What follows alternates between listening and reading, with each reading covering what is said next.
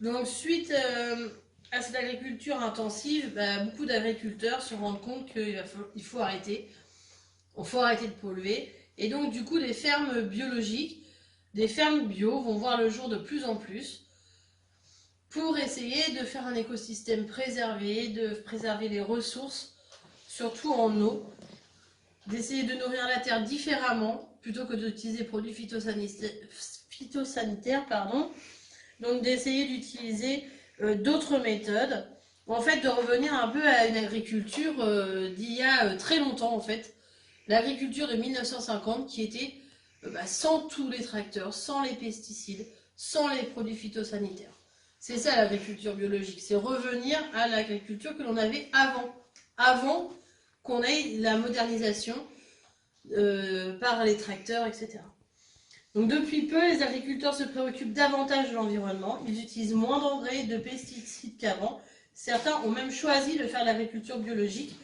Beaucoup ont diminué les phytosanitaires, etc. et ils font de l'agriculture modérée. Donc certains ont été plus loin et sont arrivés à l'agriculture biologique. L'agriculture biologique est un mode de production durable pour la culture de la terre, l'élevage des animaux et la transformation des produits qui respectent l'environnement et le bien-être animal et la biodiversité. Dans une ferme bio, les différents espaces, champs, prairies, vergers, potagers, haies, forment un écosystème dans lequel les végétaux et les animaux entretiennent des relations étroites et complémentaires. Sur une ferme biologique, le lien entre le sol, les plantes et les animaux est essentiel. Donc je vous ai fait ce petit schéma avec des petites bulles. Et ici vous avez la légende, il faut mettre dans les petites bulles la légende, les numéros. Donc le 1 c'est nourrir la terre pour la bonne croissance des cultures et des prairies. Donc lequel est le 1? Nourrissent, le 2 c'est nourrissent les animaux de la ferme. Donc quel est le 2? Le 3 permet le recyclage de la litière des animaux, mélange de paille et de déjection, le fumier. Le 4 produisent des déjections utilisées dans la fabrication du compost. Et le 5 fournissent de la paille pour la litière des animaux. Donc ce cycle est continuellement renouvelé en agriculture biologique. Donc les animaux de la ferme, on utilise leur excrément mélangé à la paille pour faire le compost. Et ce compost, ce fumier, on va le réutiliser dans les champs et pour qu'après on ait une bonne culture dans les champs et ça servira d'engrais naturel, tout simplement, pas besoin de produits magiques, hein, juste le compost, juste le fumier des animaux, c'est largement suffisant. Donc voilà, donc je vais tirer mes petites cordes. Donc si vous n'êtes pas trompé, normalement vous avez le 1, le 2, le 3, le 4 et le 5.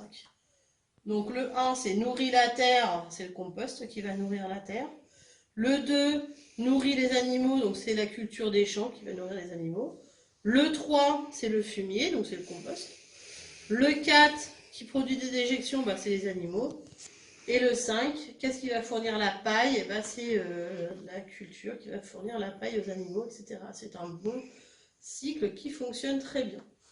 Et pas du tout besoin de produits quelconques. Donc l'agriculture biologique va favoriser la venue des amis des cultures, d'autres animaux sur l'exploitation qu'on n'avait plus l'habitude de voir parce qu'on traitait tellement avec des pesticides, etc. qu'il n'y avait plus tous ces petits animaux qui protègent tout seuls les cultures. On n'a pas besoin de produits chimiques.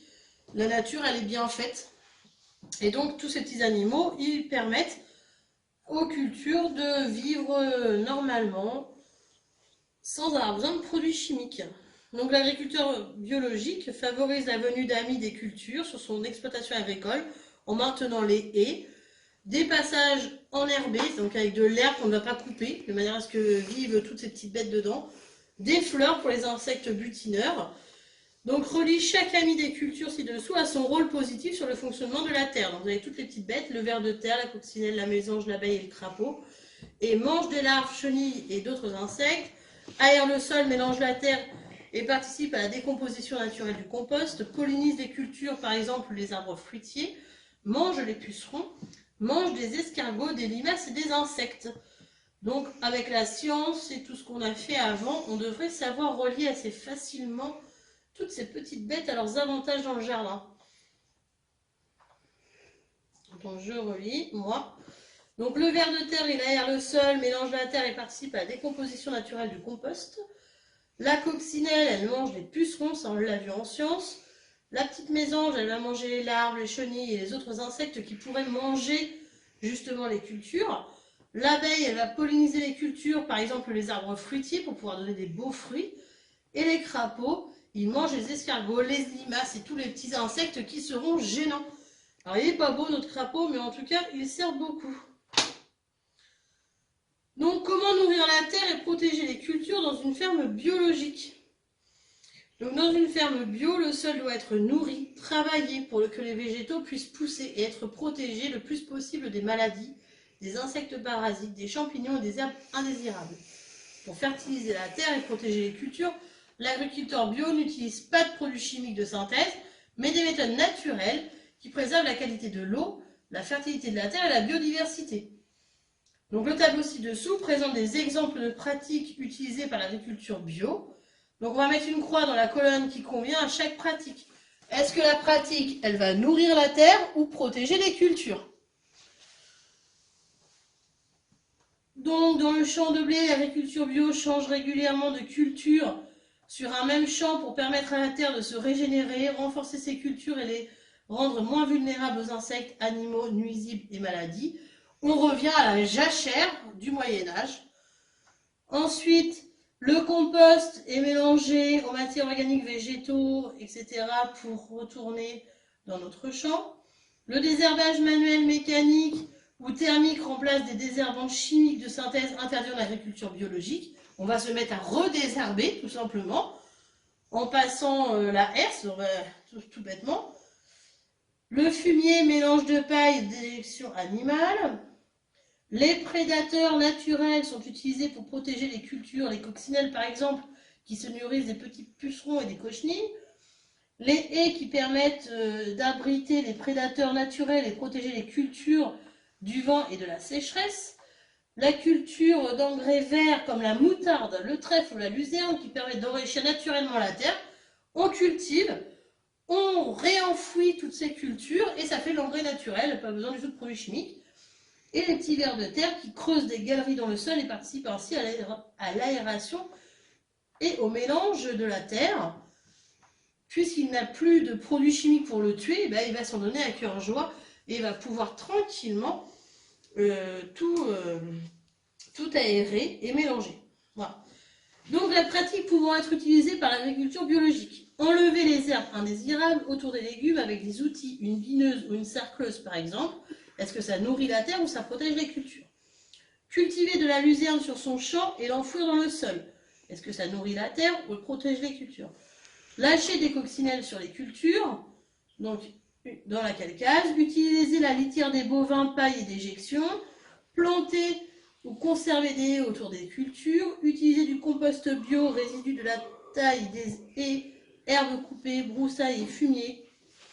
Après une culture de trèfle, semer du blé puis du seigle sur le même champ, mettre des filets de protection sur les arbres fruitiers, utiliser les algues que l'on trouve dans la mer. Donc là, vous remplissez le petit tableau. Bien sûr, moi je vais corriger.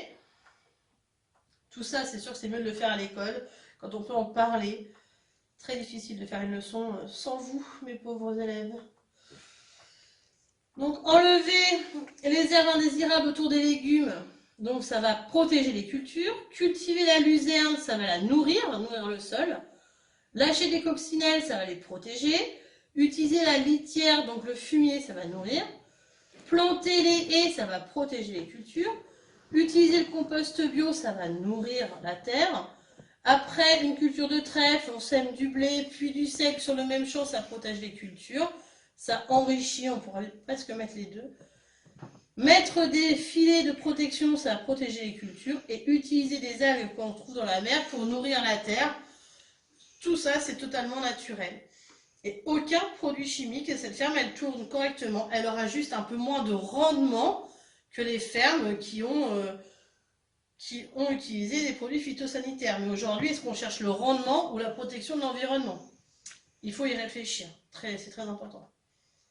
Donc, pour cette leçon, l'agriculture et l'environnement. Il y a des effets négatifs à l'agriculture intensive, on a vu, hein, avec toute cette pollution. Agriculture qui produit beaucoup grâce à des moyens techniques, mais pollution des sols, de l'eau et de l'air, donc ça pollue tout. Depuis peu, les agriculteurs se préoccupent davantage de l'environnement. Ils utilisent moins d'engrais et de pesticides. Ça s'appelle l'agriculture raisonnée. Type de culture qui est réfléchi. On réfléchit aussi à l'utilisation des produits chimiques pour en mettre juste ce qu'il faut. Donc, c'est ce que la plupart des agriculteurs aujourd'hui font. D'autres ont été beaucoup plus loin et ont choisi de faire l'agriculture biologique, ce type d'agriculture qui cherche à produire en respectant le plus possible le milieu naturel et où ils vont utiliser 0 produit chimique, normalement. Donc voilà pour cette 3e leçon. Merci.